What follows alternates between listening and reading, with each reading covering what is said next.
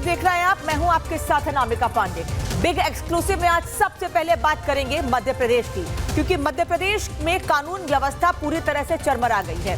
क्योंकि कभी यहां पर देश का दिल कहे जाने वाले मध्य प्रदेश में पुलिस वाले भ्रष्टाचार की वजह से अपनी जान देते हैं, वो खबर भी हमने आपको दिखाई थी। तो कभी विधायक को माफियाओं के डर से, गुंडों के डर से अंडरग्राउंड होना पड़ता है। सही सुन रहे हैं आप, मध्य प्रदेश के मऊगंज विधानसभा सीट से कांग्रेस के विधायक लापता हो गए हैं, अंडरग्राउंड हो गए हैं।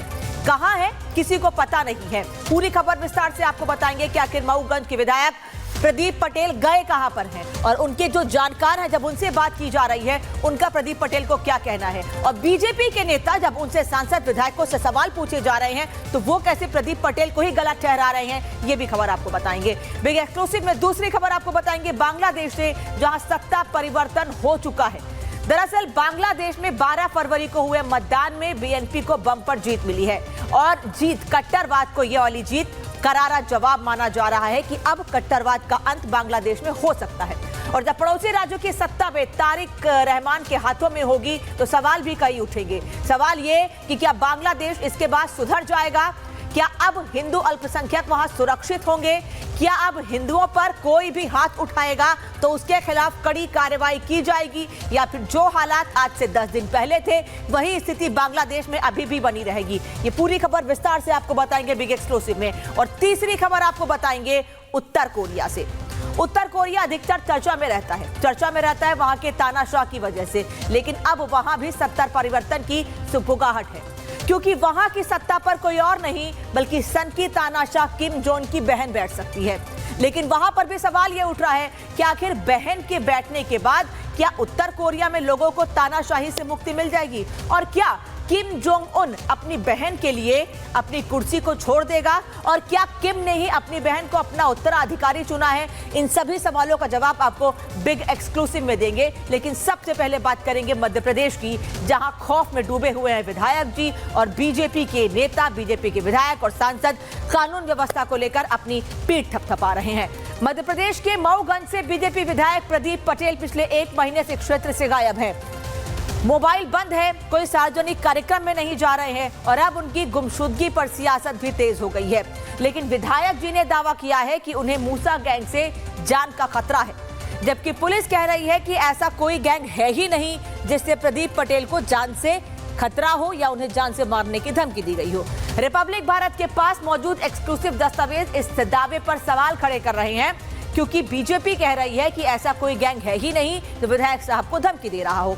1 महीने से गायब है बीजेपी विधायक और बार बार ठिकाना बदल रहे हैं। प्रदीप पटेल मूसा गैंग से घबराए हुए हैं और इसीलिए भागते फिर रहे हैं। विधायक का एक वीडियो भी इस दौरान सामने आया है। वीडियो में डरे विधायक साफ नजर आ रहे हैं और एसपी ने कहा है कि ऐसा कोई गैंग है ही नहीं। रीवा सांसद जनार्दन मिश्रा ने कहा है कि अवकाश पर गए हुए हैं विधायक। सांसद रिपब्लिक के पास एक्सक्लूसिव दस्तावेज मौजूद हैं कि किस तरह से विधायक को धमकियां दी जा रही हैं और बाकायदा इसका वीडियो जारी करके बताया गया है कि उन्हें जान से मारने की धमकी दी जा रही है। पुलिस बता दें आपको कि मूसा गैंग का जिक्र भी करती है, लेकिन यह भी कह रही है कि ऐसा कोई गैंग है ही नहीं जिससे विधायक साहब को खतरा हो। और बीजेपी के नेता, सांसद, विधायक इस पर कार्रवाई करने के बजाय विधायक पर ही सवाल खड़े कर रहे हैं और कह रहे हैं विधायक साहब छुट्टी पर गए हुए हैं। रिपोर्ट देखिए।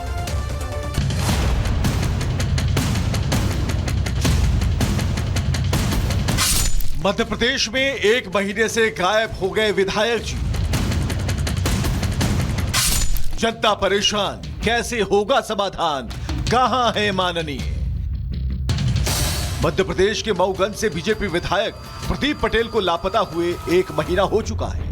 न परिवार कुछ बता पा रहा है, न समर्थक खुलकर सामने आ रहे हैं और विधायक का मोबाइल भी लगातार बंद है। कुछ दिन पहले विधायक का एक वीडियो सामने आया था जिसमें वो डरे और सहमे नजर आए।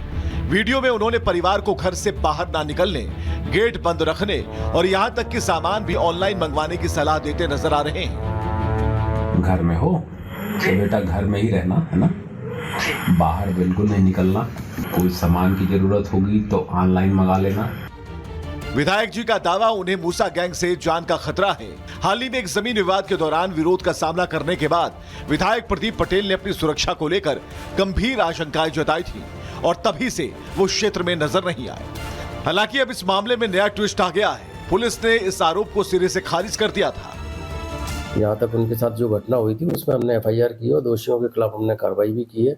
और जो मऊगंज के जो भी इस तरह के आपराधिक प्रवृत्ति के लोग हैं उनके खिलाफ हम लगातार कार्रवाई करते भी आए हैं और सारी प्रिवेंटिव एक्शंस ली गई हैं। उसमें हमने NSC भी किया है, हमने जिला बदर भी किया है। तो ऐसा किसी भी तरह का कोई ऐसा माहौल नहीं है यहाँ पर। एक आम जनता में बिल्कुल सुरक्षा की पूरी भावना है और इस तरह का मैं डिनाई करता हूँ कि कोई भी गैंग यहाँ पे एक्टिव है, मेरी जानकारी में नहीं है इस तरह। तो वहीं रीवा सांसद जनार्दन मिश्रा से इस मामले में जब सवाल पूछा गया तो उन्होंने बताया कि विधायक जी अवकाश पर हैं। कभी कभी अवकाश भी चाहिए ना व्यक्ति को। विधायक को दिन रात आप दौड़ाएंगे, हम भी कभी कभी अवकाश में चले जाते हैं, उसी तरह वो भी अवकाश में हैं और आएंगे, वो काम करेंगे। लेकिन इस मामले में रिपब्लिक भारत ने अहम एक्सक्लूसिव खुलासा किया है। करीब 13 महीने पहले एक थाना प्रभारी ने एक रिपोर्ट दर्ज की थी कि उसे मूसा गैंग से धमकी मिली है। यानी एक तरफ पुलिस कह रही है कि ऐसी कोई गैंग नहीं, दूसरी तरफ आधिकारिक दस्तावेज में गैंग से धमकी का जिक्र। तो अब सवाल है, सच कौन बोल रहा है? रिपब्लिक भारत की टीम भोपाल के विधानसभा विश्राम गृह पहुंची तो वहां रिसेप्शन पर मौजूद कर्मचारियों ने बताया कि विधायक यहां रुके थे, लेकिन अभी वो कहां हैं इसकी जानकारी किसी के पास नहीं। मऊगंज से भाजपा विधायक प्रदीप पटेल पिछले लंबे समय से अपने क्षेत्र में नहीं हैं और वो भोपाल में विधायक विश्राम गृह में रुके हुए हैं। देखिए, विधायक विश्राम गृह खंड 3 है। यहाँ पर आप देखेंगे तो प्रदीप पटेल जो हैं 39, 40, 41 ये जो उनको मकान अलॉट है यहाँ पर हैं, वो यहाँ पर रहते हैं या फिर अपनी बहन के घर पर रहते हैं। लेकिन अब विधायक जी की गुमशुदगी पर विपक्ष हमलावर है। प्रदेश कांग्रेस महासचिव गुरमीत सिंह मंगू रीवा IG कार्यालय पहुंचे और ज्ञापन सौंपा। ये 25 दिनों से गायब है। भोपाल तक में सारे न्यूज चैनल वाले घूम रहे हैं, उनको पता नहीं चल रहा। मैं गुमशुदगी की रिपोर्ट दिखाने आया हूँ, जीरो में कायमी कर दें। 1 महीने से विधायक जी लापता हैं। पुराने वीडियो में मूसा गैंग के खतरे का दावा कर रहे हैं, पुलिस इनकार कर रही है और रोजिनामचे में दर्ज है धमकी का जिक्र। तो अब सवाल उठना लाजमी है, अगर ऐसा कोई गैंग नहीं है तो धमकी किसने दी? अगर कोई खतरा नहीं है तो विधायक जी अंडरग्राउंड क्यों है? और अगर सब ठीक है तो मोबाइल बंद क्यों है? मऊगंज से लेकर भोपाल तक कहानी में सस्पेंस बरकरार है। Bureau report, Republic Bharat. और भोपाल से सत्यविजय इस वक्त साथ में जुड़ रहे हैं। सत्यविजय, अगर विधायक साहब सुरक्षित नहीं है तो आम जनता कितने सुरक्षित है मध्य प्रदेश में? क्योंकि पुलिस वाले कह रहे हैं ऐसा कोई गैंग एग्जिस्ट नहीं करता है, बीजेपी कह रही है लंबे अवकाश पर गए हुए हैं। देखिए, मध्य प्रदेश की कानून व्यवस्था को इसी से समझा जा सकता है कि मऊगंज से बीजेपी पार्टी के ही विधायक प्रदीप पटेल करीब 45 दिन से गायब हैं। कह सकते हैं नजरबंद हैं या ये कह सकते हैं कि अंडरग्राउंड है और परिवार भी उनका गायब है। जो वीडियो है उसमें वो कह रहे हैं कि घर में ही रहना, सामान कोई मंगाना हो ऑनलाइन मंगा लेना और उन्हें मूसा गैंग से धमकी मिली है। SP ये चीज नकार रहे हैं। SP कह रहे हैं कि कोई मूसा गैंग मऊगंज में या उस क्षेत्र में नहीं है, लेकिन पुलिस विभाग के ही एक थाना प्रभारी हैं जिन्होंने रोजनामचे में इस चीज का जिक्र किया है। रोजनामचे में उन्होंने साफ तौर पर लिखा है कि उन्हें खुद मूसा गैंग से धमकी है, डर उन्हें मूसा गैंग का है। ये 13 महीने पहले का रोजनामचे में लिखा गया दस्तावेज है, उससे ये साबित होता है कि कुछ ना कुछ तो है। वहीं दूसरी तरफ अब चूंकि विधायक 45 दिन से लगभग गायब हैं तो कांग्रेस उनको तलाशने के लिए ज्ञापन दे रही है। वहीं बीजेपी के सांसद जो हैं वो कह रहे हैं कि अवकाश पर हैं। लेकिन बड़ी चर्चा का विषय बन गया है कि प्रदीप पटेल, भाजपा सरकार है यहाँ मध्य प्रदेश में, बीजेपी से ही विधायक हैं और विधायक ठीक है सत्यविजय, और अब विधायक लापता है, अभी उनका पता नहीं चल रहा है। धन्यवाद आपका इस जानकारी के लिए। बड़ी खबर आ रही है एक और, अभी मुक्तेश्वर नंद की बढ़ सकती है मुश्किलें। आश्रम में बच्चों के लैंगिक शोषण के मामले में बढ़ सकती है। प्रयागराज पुलिस ने कोर्ट में दाखिल की है रिपोर्ट। आज दोपहर 2 बजे पॉक्सो कोर्ट में इस मामले पर सुनवाई होगी। अभी मुक्तेश्वर नंद जो पिछले दिनों माघ मेले के दौरान काफी चर्चा में थे, बग्घी के साथ स्नान करने के लिए जाना चाहते थे, लंबे समय तक बैठे रहे कि उन्हें स्नान नहीं करने दिया जा रहा है। प्रशासन पर कई आरोप लगाए गए थे, लंबी खींचतान हुई, सरकार पर कई आरोप लगाए गए थे। लेकिन अब अभी मुक्तेश्वर नंद की मुश्किलें बढ़ सकती हैं क्योंकि प्रयागराज पुलिस ने कोर्ट में एक रिपोर्ट दाखिल की है। आज दोपहर 2 बजे पॉक्सो कोर्ट में इस पूरे मामले पर सुनवाई होनी है। दोपहर 2 बजे मामले पर सुनवाई होगी। बच्चों के लैंगिक शोषण का यह मामला है जिसमें अभी मुक्तेश्वरानंद की मुश्किलें बढ़ सकती हैं। अभी मुक्तेश्वरानंद की मुश्किलें बढ़ सकती हैं, लगातार चर्चाओं में, विवादों में रहे और अब उनकी मुश्किलें बढ़ सकती हैं। सागर इस वक्त हमारे साथ जुड़ रहे हैं। सागर, क्या अपडेट है, कैसे मुश्किलें बढ़ेंगी अभी मुक्तेश्वर नंद की, क्या पता चल पा रहा है? देखिए बिल्कुल, अगर हम बात करें तो अनामिका, पूरे मामले में जिस तरह से आशुतोष ब्रह्मचारी ने इस बात का जिक्र किया है कि जो भी आरोप मैंने उन पर लगाए हैं उन आरोपों में पूरी तरह से सत्यता है। कुछ देर पहले जब हमारी उनसे बातचीत हो रही थी तो कह रहे हैं कि हमारे पास कई सारे ऐसे एविडेंस हैं जो एविडेंस की गवाही देते हैं कि हाँ, उनके आश्रम में उनके शिष्यों के साथ गलत काम किए जाते थे। हालांकि इन आरोपों को पूरी तरह से कल के दिन शंकराचार्य ने नकारा भी था। उन्होंने इस बात का जिक्र किया था कि जिस तरह से उन्होंने माघ मेले के दौरान सनातन को बदनाम करने के आरोप लगाए, सरकार को कटघरे में खड़ा किया, उनके खिलाफ जिस तरह से बदसलूकी की उनके शिष्यों के साथ, इसलिए पूरा षड्यंत्र ये रचा जा रहा है उनको बदनाम करने के लिए। लेकिन आशुतोष ब्रह्मचारी ने जो आरोप लगाए हैं उन आरोपों को देखिए देखते हुए कोर्ट में जब 2 बजे सुनवाई होगी पॉक्सो कोर्ट में, तो सभी की निगाहें होंगी कि आखिर जो सबूत, जो साक्ष्य यहाँ पर पेश किए जा रहे हैं आशुतोष ब्रह्मचारी की तरफ से, आखिर वाकई में उसमें सत्यता कितनी है। क्योंकि बार बार आशुतोष ब्रह्मचारी ने इस बात का यह भी जिक्र किया कि उनके पास अवैध संपत्तियां हैं, जो 2-4 करोड़ रुपए का गबन किया, आखिर वो पैसे कहां से आए, उन पैसों के आने का जरिया कहां से है। तो उन आरोपों में लगभग 5 से 6 ऐसे आरोप हैं जिसको कोर्ट करते हुए कुछ देर पहले देखिए जवाब भी दे रहे थे यहाँ पर आशुतोष ब्रह्मचारी, और कह रहे कि उन सभी आरोपों को साक्ष्य के तौर पर मैं खुद देखिए उन बातों को रखूंगा और कोर्ट में पेश करूंगा। और ये जाहिर सी बात है कि जो उनके आश्रम। धन्यवाद सागर आपका इस पूरी जानकारी के लिए। आगे भी आपसे अपडेट लेते रहेंगे। अब अगली खबर बांग्लादेश से आपको बता दें, बांग्लादेश में चुनाव के नतीजे आ गए हैं। बीएनपी को बम्पर जीत मिली है, कट्टरपंथ की हार हुई है, जमात महज कुछ ही सीटों पर सिमट कर रह गई है। बांग्लादेश चुनाव के नतीजे क्या है ये आपको बता देते हैं। बीएनपी को 200 से ज्यादा सीटें मिली हैं जो कि अब सरकार बनाएगी। जमाते इस्लामी 50 से 60 सीटों पर सिमट के रह गई है, वो कट्टरवादी संगठन जिसकी वजह से लगातार हिंदुओं को, वहां अल्पसंख्यकों को टारगेट किया जा रहा था। एनसीपी 5 से 10 सीटों पर सिमटी, जबकि अन्य को 10 से 15 सीटें मिली हैं। यानी कि तारिक रहमान बांग्लादेश के अगले प्रधानमंत्री बनेंगे। तारिक रहमान जिनकी मां भी इसके पहले बांग्लादेश की सत्ता संभाल चुकी हैं। लेकिन सवाल यही है कि तारिक रहमान कितना बांग्लादेश के हालात को सुधार पाएंगे। तारिक रहमान का प्रधानमंत्री बनना लगभग तय माना जा रहा है। रहमान ने 2 सीटों पर चुनाव लड़ा है और दोनों पर जीत हासिल की है। रहमान पिछले साल दिसंबर में 17 साल बाद विदेश से वापस बांग्लादेश लौटे थे। जियाउर रहमान और खालिदा जिया के बेटे हैं तारिक। 2007-2008 में भ्रष्टाचार के इन पर आरोप लगे थे। 2008 में लंदन गए थे और 2025 में वापस लौटे। उनके लौटने के बाद उनकी मां का निधन हो गया, जिसके बाद अब वो बांग्लादेश की सत्ता संभालेंगे। क्या बांग्लादेश में सरकार बदलने के साथ ही हालात भी बदलेंगे? क्या बांग्लादेश और भारत के रिश्ते अब बेहतर होंगे? क्या है बीएनपी की जीत की इनसाइड स्टोरी? पूरी डिटेल इस रिपोर्ट में आपको दिखाते हैं।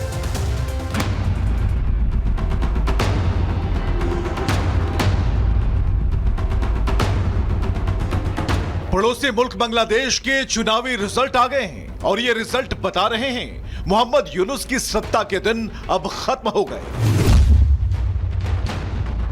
कट्टरपंथी यूनुस सरकार की विदाई हो गई। बीएनपी बांग्लादेश की नई किंग है। खालिदा जिया के बेटे तारिक रहमान बांग्लादेश के अगले प्रधानमंत्री होंगे।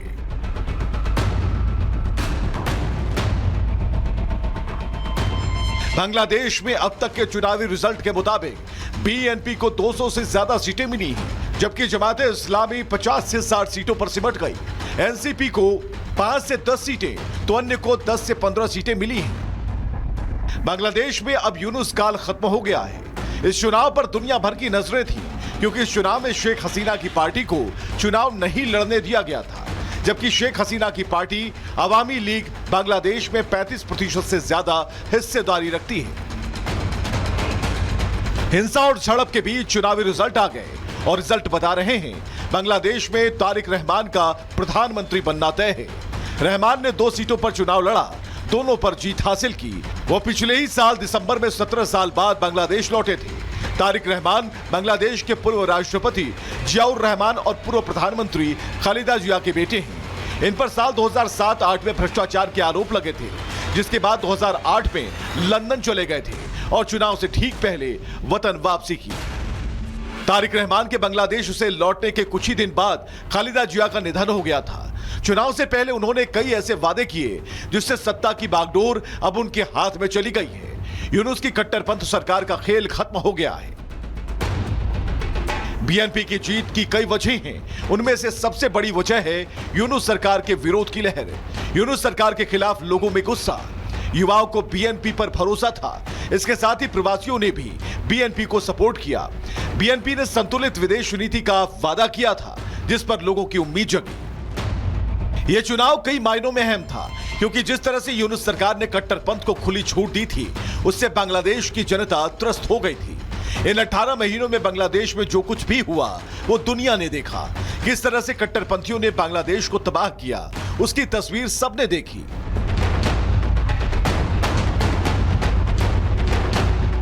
बांग्लादेश में तख्ता पलट के बाद पहली बार चुनाव हुए हैं। जेनजी आंदोलन के बाद पहली बार वोटिंग हुई। शेख हसीना के निर्वासन के बाद, हिंदुओं पर हमले के बाद, अवामी लीग पर बैन के बाद पहली बार जनता को मौका मिला। ऐसे में इस चुनाव में बम्पर वोटिंग हुई। सत्ता विरोधी लहर का फायदा बीएनपी को हुआ। युवा और छात्र शक्ति ने रहमान पर भरोसा जताया। बांग्लादेश में जिस तरह से हिंदुओं पर हमले हो रहे थे, जिस तरह से यूनुस के लीडरशिप में कट्टरपंथ का बोलबाला था, ऐसे में क्या नई सरकार में कट्टरपंथ खत्म होगा? ये तो आने वाला वक्त बताएगा।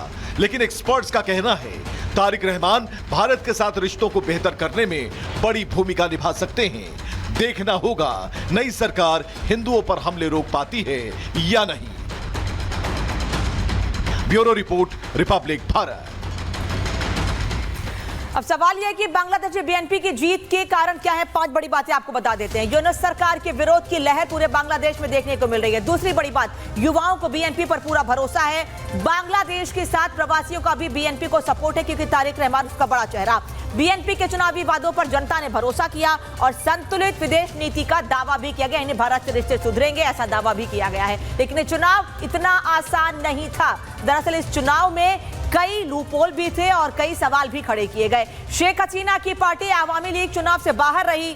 18 महीने की अंतरिम यूनुस सरकार खत्म हो गई है, जिस दौरान हिंदुओं को टारगेट किया गया। युवा और जेनजी ने बम्पर वोटिंग की है। 17 साल से बाहर रहे तारिक रहमान वापस लौटे अपने देश और अब प्रधानमंत्री बनेंगे। साल 2024 के मुकाबले मतदान प्रतिशत काफी ज्यादा रहा और अब पूरी ताकत से बीएनपी सरकार बनाएगी और तारिक रहमान बांग्लादेश के प्रधानमंत्री होंगे और भारत से रिश्तों को सुधारने की बात भी कही जा रही है। बढ़ते आगे, एक और बड़ी खबर आपको बता दें। गैंगस्टर हैरी बॉक्सर की एक्टर रणवीर सिंह को एक बार फिर से धमकी दी गई है। बॉलीवुड डायरेक्टर रोहित शेट्टी को भी बॉक्सर ने धमकी दी है। उसका कहना है कि रणवीर सिंह, तूने रोहित को शिकायत की सलाह दी, तुम्हारी 7 पुश्तें भी हमारा कुछ नहीं बिगाड़ पाएंगी। हैरी बॉक्सर का यह कहना है।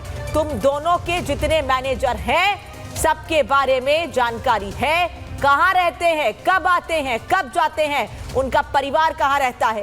एक एक मैनेजर को ठिकाने लगाना शुरू करेंगे, सुधर जाओ। रणवीर सिंह बॉलीवुड के कलाकार और रोहित शेट्टी जो डायरेक्टर हैं बॉलीवुड के, उन दोनों लोगों को एक बार फिर से हैरी बॉक्सर ने धमकी दी है।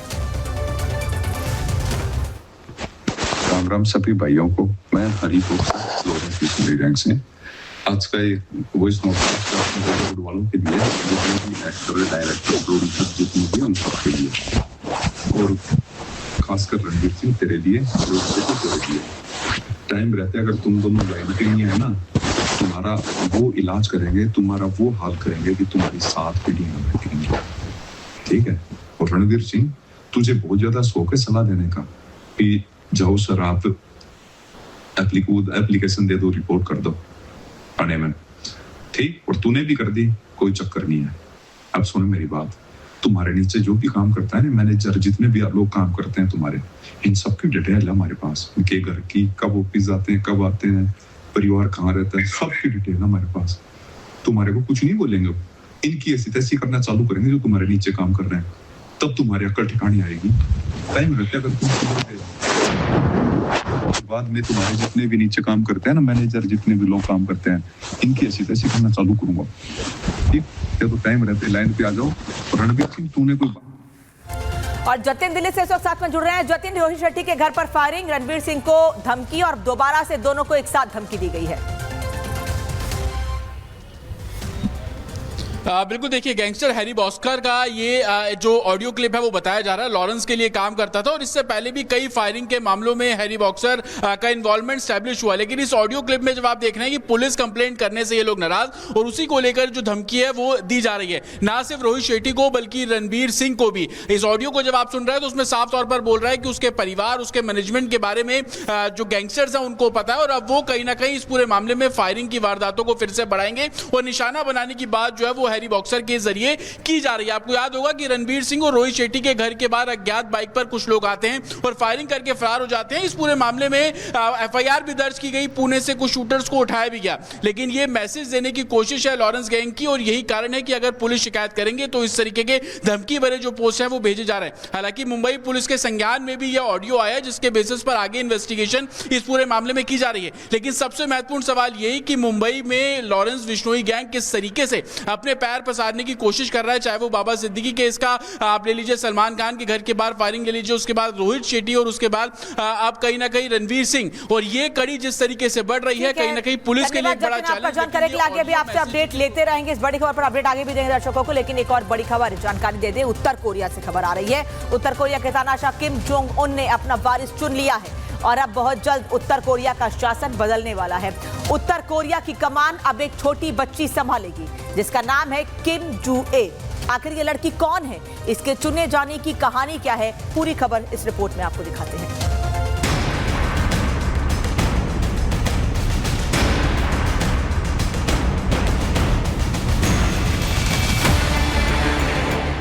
क्या उत्तर कोरिया का तानाशाह बदलने वाला है?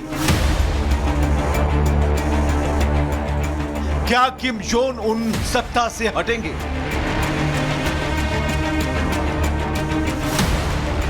क्या किम अपनी बेटी को गद्दी सौंपेंगे?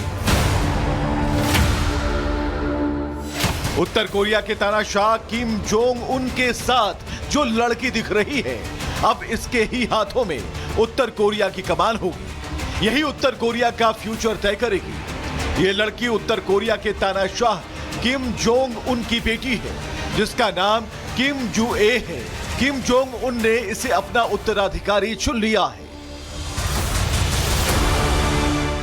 किम की बेटी अचानक से ही सार्वजनिक जगहों पर देखी जाने लगी और यह सब कुछ अचानक नहीं हुआ, बल्कि इसके पीछे पूरी तरह किम जोंग ने सत्ता परिवर्तन के हिंट दिए हैं। यह पिछले साल सितंबर की तस्वीर है जो चीन की राजधानी बीजिंग से आई थी। किम की बेटी अपने पिता के साथ पहली बार विदेश दौरे पर गई थी। बीजिंग में वो अपने पिता के साथ कदम से कदम मिलाती नजर आ रही थी। बीजिंग में वो चीन के राष्ट्रपति शी जिनपिंग से भी मिली थी। बीजिंग की यात्रा के बाद से ही साफ हो गया था किम जू ए अगले उत्तराधिकारी हो सकती हैं।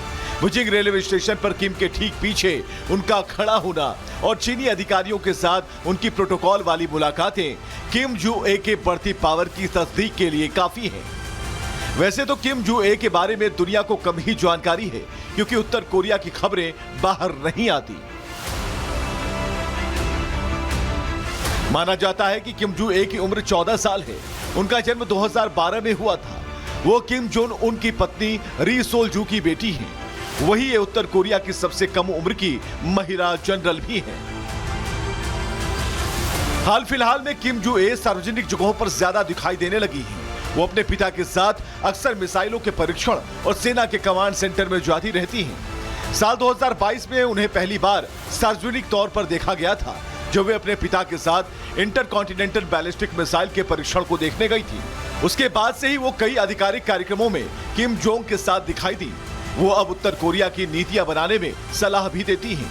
उत्तर कोरिया की मीडिया में किम जू ए लिए यांगडो जा शब्द का इस्तेमाल होता है जिसका मतलब होता है मार्गदर्शक। इसके साथ उन्हें सम्मानित संतान और प्यारी बेटी भी कहा जाता है जो उनके कद को दिखाता है। हाल ही में किम की बेटी सेना के परेड, हथियारों के परीक्षण और पार्टी के कार्यक्रमों में ज्यादा देखी जाने लगी हैं, जिसका मतलब है किम ही अगली उत्तराधिकारी होंगी। कहा यह भी जाता है किम जू ए किसी स्कूल में नहीं गई, उन्हें पिंगयोंग में ही शिक्षा मिली। घुड़सवारी और तैराकी की भी उन्होंने ट्रेनिंग ली। दावा यह किया जाता है कि उत्तर कोरिया ने आदेश देकर जिनके भी नाम किम जू ए थे उन्हें हटाने को कहा था। किम जोंग के 3 बच्चे हैं जिनमें किम जोंग की सबसे प्रिय है। उनके एक बड़े बेटे और एक छोटा बेटा भी है जिनके बारे में ज्यादा जानकारी नहीं है क्योंकि वो कम दिखते हैं। लेकिन 14 साल की लड़की को उत्तराधिकारी बनाना सभी को चौंका रहा है। इसके पीछे की वजह है कि उत्तर कोरिया के लोग मानते हैं किम बहुत ही पवित्र वंश से आते हैं और वही देश की कमान संभाल सकते हैं। किम इल सुंग से लेकर किम जोंग उन तक अब तक उत्तर कोरिया की कमान किम परिवार के पास है। किम अभी 42 साल के हैं। उनके हेल्थ को लेकर लगातार खबरें आती हैं। ऐसे में बेटी को सिंहासन पर बिठाकर खुद आगे की रणनीति बना सकते हैं। जिस उत्तर कोरिया में आज तक कोई महिला शासक नहीं रही, वहां अब 14 साल की लड़की को अगले सर्वोच्च नेता का पद देना भी चौंकाने वाला है। अब सबकी नजर किम जोंग उन के पार्टी सम्मेलन पर टिकी है, जो हर 5 साल में एक बार होती है। इस सम्मेलन में देखना होगा कि किम जू एक किस रोल में नजर आती है। Bureau report, Republic Bharat.